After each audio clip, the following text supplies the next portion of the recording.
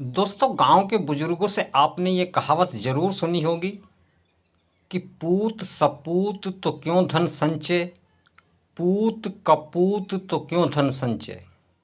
ये कहावत ग्रामीण क्षेत्रों में काफ़ी मशहूर है। ये कहावत संतान के ऊपर चरितार्थ है।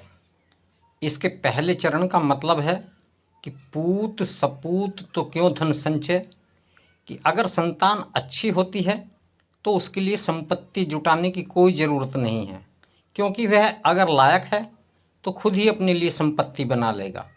तथा इसके दूसरे चरण का मतलब है पूत कपूत तो क्यों धन संचय, कि अगर संतान बुरी है तो भी उसके लिए संपत्ति जुटाने की कोई ज़रूरत नहीं है, क्योंकि वह उसे संभाल नहीं पाएगा और संचय की गई सभी संपत्ति को उड़ा देगा, यानी कि बर्बाद कर देगा।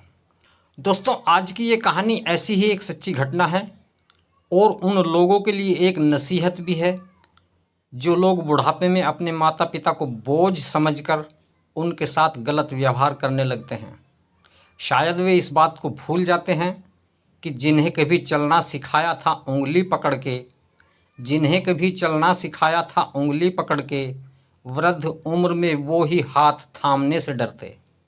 नमस्कार दोस्तों, मैं नास्तिक जगशरण स्वागत करता हूं आप सभी का अपने YouTube चैनल प्रेरणा कहानी संसार में। दोस्तों, कहानी में आगे बढ़ने से पहले बस यही गुजारिश है कि आप चैनल को सब्सक्राइब करते रहें ताकि मेरा आत्मविश्वास और बढ़ता रहे तथा हमारी आने वाली हर वीडियो की नोटिफिकेशन आप तक पहुंचती रहे। तो आइए चलते हैं कहानी की ओर। दोस्तों, एक वृद्ध दंपति ने अपनी सारी ज़मीन जायदाद अपने तीनों बेटों के नाम कर दी, लेकिन अब अपने ही घर में उनके लिए रहने की कोई जगह नहीं है, क्योंकि उन कलयुगी बेटों ने संपत्ति का बंटवारा करने के बाद उन बुजुर्ग माँ बाप को प्रताड़ित करना शुरू कर दिया।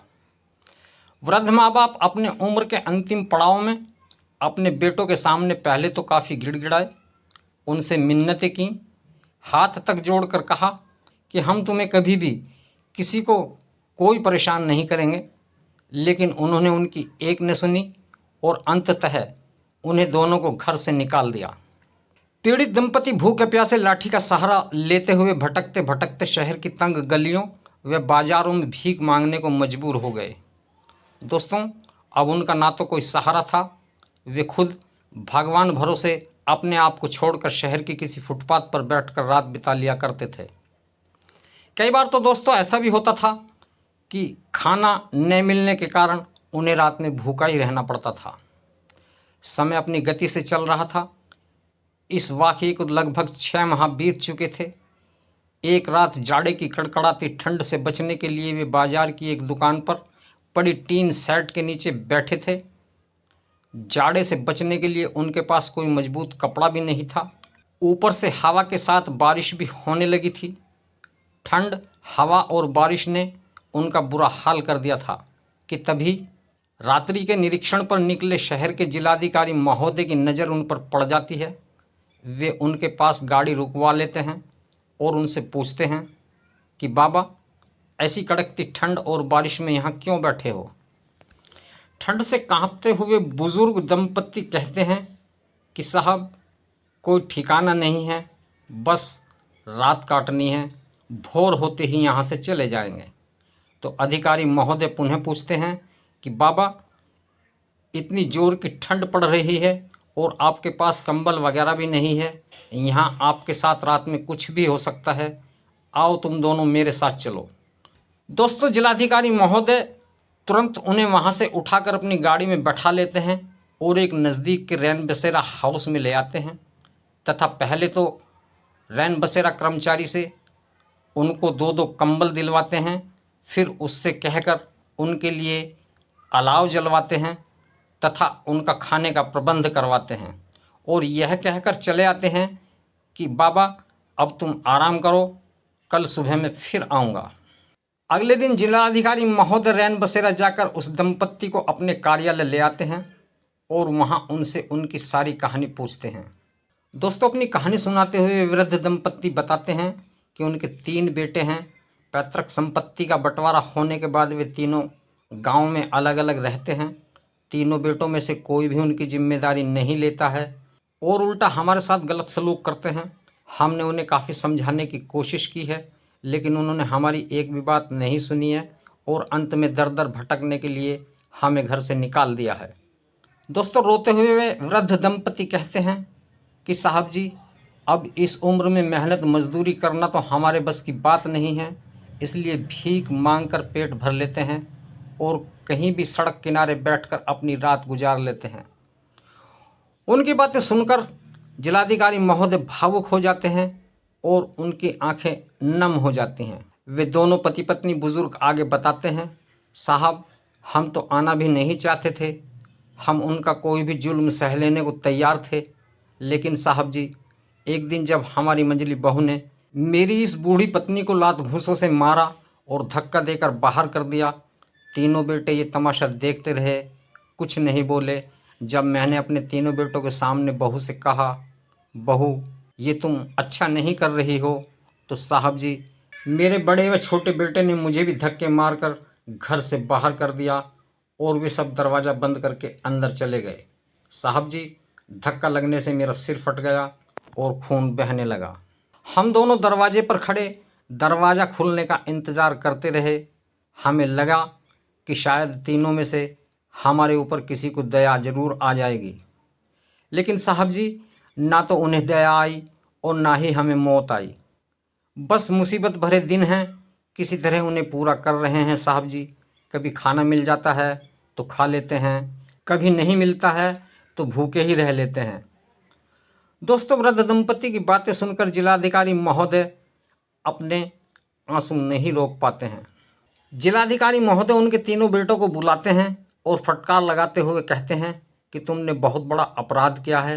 वृद्ध अवस्था में तुमने अपने माता पिता के साथ जो व्यवहार किया है, उसके लिए तुम सभी को जेल जाना पड़ सकता है।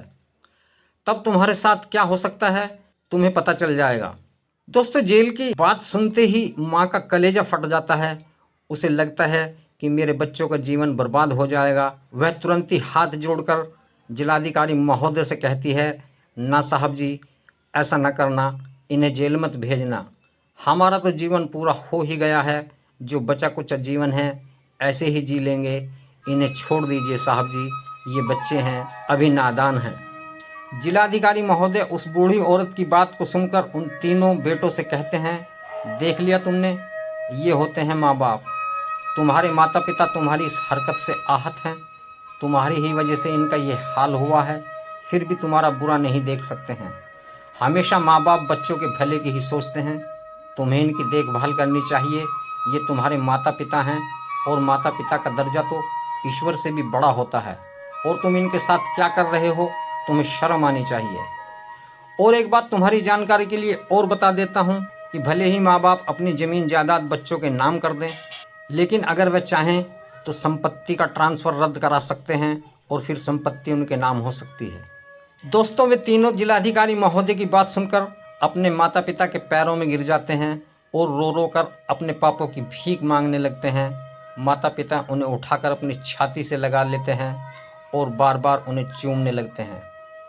वे हाथ जोड़कर साहब का धन्यवाद करते हैं और अपने माता पिता को अपने साथ ले जाते हैं। उनकी खूब सेवा करते हैं।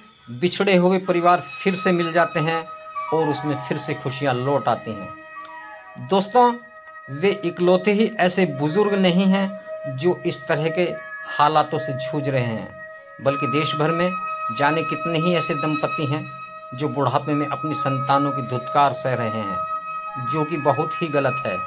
दोस्तों, हमें अपने माता पिता व बुजुर्गों के साथ प्रेम पूर्वक व्यवहार करना चाहिए, न कि तिरस्कार, क्योंकि हम आज जहाँ खड़े हैं ये सब उन्हीं की बदौलत है। हमारी पहचान उन्हीं से ही है।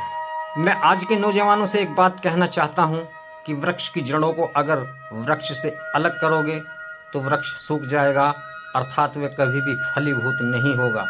और माता पिता हमारे परिवार रूपी वृक्ष की जड़ें होती हैं, इन्हें कभी भी अपनों से अलग न कीजिए। दोस्तों, ये थी आज की कहानी।